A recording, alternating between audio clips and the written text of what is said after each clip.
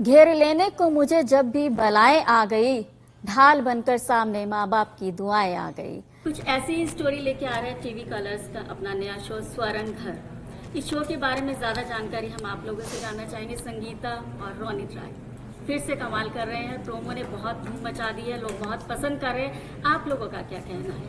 आप बोलिए, आप बहुत अच्छा बोलते हैं रोनित जी। सबसे पहले तो बहुत खुशी है, मुझे बहुत प्रसन्नता है कि ये अपना बच्चा सबको प्यारा होता है, लेकिन अपना बच्चा जब दूसरों को प्यारा होता है उसकी खुशी कुछ और ही होती है।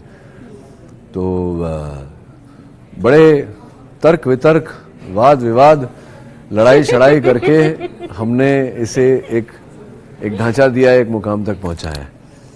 और मेरे मन में कोई शंका नहीं है कि जितना प्यार हमारे प्रोमो को मिला है उससे कहीं ज़्यादा प्यार इस शो को मिलेगा। हमारी बड़ी अनूठी टीम है, जो हमारी क्रिएटिव हैं सरगुन मेहता जी, और जो कलर्स की जो क्रिएटिव टीम है, हमारे जो डायरेक्टर्स हैं, डीओपीस हैं। कमाल की एक मूड खुद ब खुद एक जादू सा बना है। उसके पीछे मेन कारण ये है और आप हैं बेदी साहब। हाँ, मैं तो अब मतलब ये है कि आप नहीं होती तो मैं तो हूँ ही, है ना? हाँ, नहीं ऐसा नहीं। तो बहुत एक जो कहते हैं कि एक ऑलराउंडर परफॉर्मेंस टीम ने दिया है। सब लोगों ने बहुत बढ़िया काम किया है, जिसके बलबूते पर मैं ये कह पा रहा हूँ आज की कोई शंका नहीं मुझे कि इस शो को बहुत प्यार मिला। कभी कभी क्या है, कुछ शोज ऐसे होते हैं, कुछ कहानियाँ, कुछ फिल्में ले लो, जहाँ पर ऐसे लगता है कि वो किस्मत है उन लोगों का आपस में मिलना, जुड़ना और कुछ करना। तो स्वर्ण घर के साथ ऐसा हुआ है, जैसे कि रोनित जी ने भी अभी भी बताया है, जो कंसेप्चुअलाइज किया गया है। सरगुन ने जिस तरह से इसे सोचा है, फिर जिस तरह से उसे लिखा गया है, उसके बाद जो कास्टिंग हुई है, फिर जिस तरीके से शूट किया गया है, जो लोकेशंस है, जो इमोशंस हैं, हमारे आपस के जो सिचुएशंस हैं स्वर्ण और कमल के, वो बहुत रिलेटेबल हैं। तो मुझे लगता है कि लोग रिलेट भी कर पाएंगे। ओवरली ड्रामेटिक नहीं है हम, और बस इतना है कि जो मज़ा, जो एनर्जी हम फील करते हैं जब स्वर्ण घर के लिए शूट करते हैं, जब हम सीन्स करते हैं, हम चाहते हैं कि दर्शकों तक भी वो पहुँचे, वो भी उस एनर्जी को फील करें, हमारे साथ साथ कहानी में हमारा साथ दे, हमारे साथ आगे बढ़े और कमल और स्वर्ण को एक हिस्सा बनाए अपनी जिंदगी का। एक मेरा सवाल संगीता और रोनित दोनों से है कि शो की शूटिंग करते वक्त या फिर पर्सनल लाइफ में कोई एक ऐसी कहानी, कोई एक ऐसा किस्सा है जिसको देख के आप इमोशनल हो गए हो? जी, मैं तो बड़ा इमोशनल हो गया था कि अपना मफिन नहीं शेयर करती मेरे साथ। बोलिए, ये गलत बात है ना। आप अपने कोस्टार के साथ अपना मफिन आप अकेले ही खाओगे तो कैसे चलेगा? पर खाना लंच तो शेयर करते हैं ना हम। हाँ, आप शेयर करते हो, वो बात अलग है कि आप अपना लंच मेरे साथ शेयर करते हैं। जी, पर शेयरिंग और केयरिंग तो चल रही है यहाँ पर जहाँ तक आपका सवाल है, वो एक जैसे रोनित जी भी मुझे बोलते हैं कि इमोशनली मैं कई बार थोड़ा ज़्यादा इन्वेस्ट शायद कर जाती हूँ, हाँ। और उस सिचुएशन में पहुँच जाती हूँ। थोड़ा अपने आप को कंट्रोल करना चाहिए, पर मेरी आदत रही है। आई काइंड ऑफ हाँ, इमोशनली मैं बहुत अंदर थोड़ी चली जाती हूँ, थोड़ा सीन में ना से हमारे इंडस्ट्री में कहते हैं घुस जाना। हाँ, अपनी लाइफ से, मेरी लाइफ में शायद ये सेम इंस्टेंसेस ना हुए हो, पर वो जो इमोशनली उस क्वेश्चन को या उस वक्त मैं क्या फील कर रही थी, I try to feel it again. तो हाँ, होता है, पर सिचुएशंस कभी सेम नहीं आई है जैसे कि स्वर्ण घर की कहानी है। Thank God for that. दो बंगाली लोग इस शो में पंजाबी बोलते आ रहे हैं, तो छोले भटूरे साडा त्वाडा, मतलब कितना एंजॉय किया इसकी शूटिंग? शो करने में कितना मजा आया आपको? छोले भटूरे तो एंजॉय नहीं किया, पर हाँ थोड़ा सा ये है कि थोड़ी बहुत पंजाबी सीख ली है। तो आपने तो पूरी पंजाबी सीख ली है, आप तो पंजाबी बोल रहे हो। ज़्यादातर हाँ, मैं शो में कुछ इस तरह से पंजाबी बोलने की कोशिश कर रहा हूँ कि हिंदी ऑडियंस को समझ में आए और पूरा ठेठ पंजाबी ना हो, पिंड वाली पंजाबी ना हो।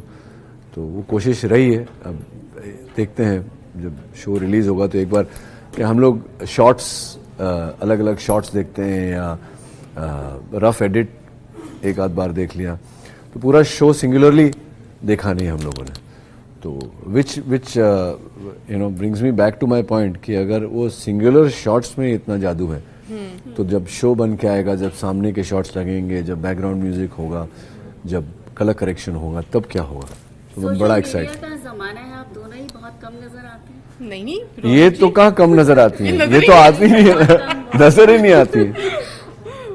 तो मेरा ऐसा है कि मेरे पिताजी ने मुझे सिखाया था कि लोगों को काम से डराओ, बातों से नहीं। और say something when you have something to say, don't say something because you have to say something. तो मेरा सोशल मीडिया का ऐसे ही है, जब कुछ कहने को होता है तब मैं बात करता हूँ, जब कुछ कहने को ही नहीं है तो क्या बात करेंगे।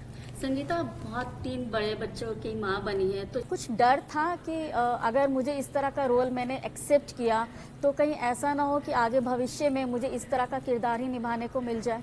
डर होता तो मैं ये किरदार नहीं निभाती। नहीं, बिल्कुल ऐसा कोई डर नहीं था।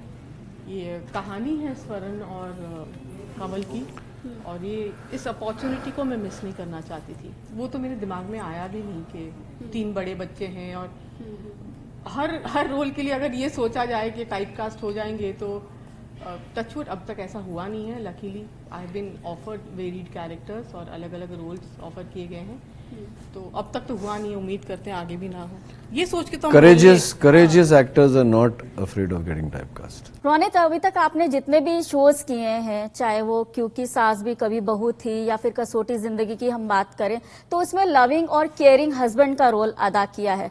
तो असल जिंदगी में रोनित की शख्सियत ऐसी है या फिर किरदार बिल्कुल के लिए ऐसा? बिल्कुल बिल्कुल। अब मैं आपको नीलम जी का नंबर देता हूँ, आप क्लैरिफाई कर लीजिए। संगीता, आप अलग शहर में रहती हैं, आपके पति अलग शहर में रहते हैं, तो इतना लॉन्ग डिस्टेंस रिलेशनशिप कैसे मैनेज करती हैं? क्या कुछ परेशानियां आती हैं कामकाजी महिलाओं को इसको लेकर के? मुझसे ज़्यादा मेरे ख्याल से मेरे हस्बैंड मैनेज कर रहे हैं फिलहाल।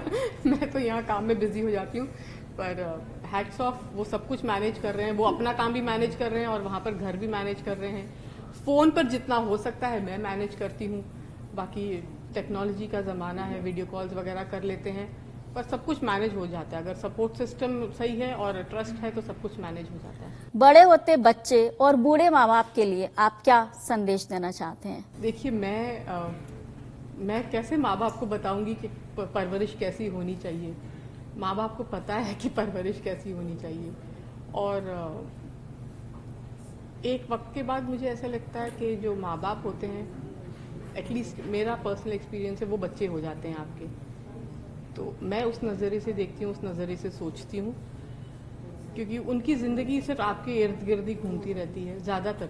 कि वर्किंग पेरेंट्स भी हो तो भी वो एंड ऑफ द डे यही सोचते हैं कि स्कूल फीस देना है, अच्छे स्कूल में भेजना है, ये चाहिए वो चाहिए। तो ज़्यादातर किड्स टेक ओवर, उनकी ज़िंदगी का बहुत ही मेजर हिस्सा बन जाते हैं। तो हम जीना तो नहीं सिखा रहे हैं किसी को, लेकिन थोड़ा बस इमोशनल सपोर्ट की ज़रूरत है। I think that's it. मैं क्या कहूँ, बस प्यार दो, प्यार लो। एक ऐसा वक्त भी आता है जब बच्चे बूढ़े माँ बाप को वृद्धाश्रम में भी छोड़ आते हैं, तो उस बारे में क्या कहेंगे? आपके क्या विचार हैं? देखिए, परिस्थितियां होती है जिंदगी में, तो कभी कभी इंसान से नहीं हो पाता है, तो वृद्ध आश्रम में छोड़ा है।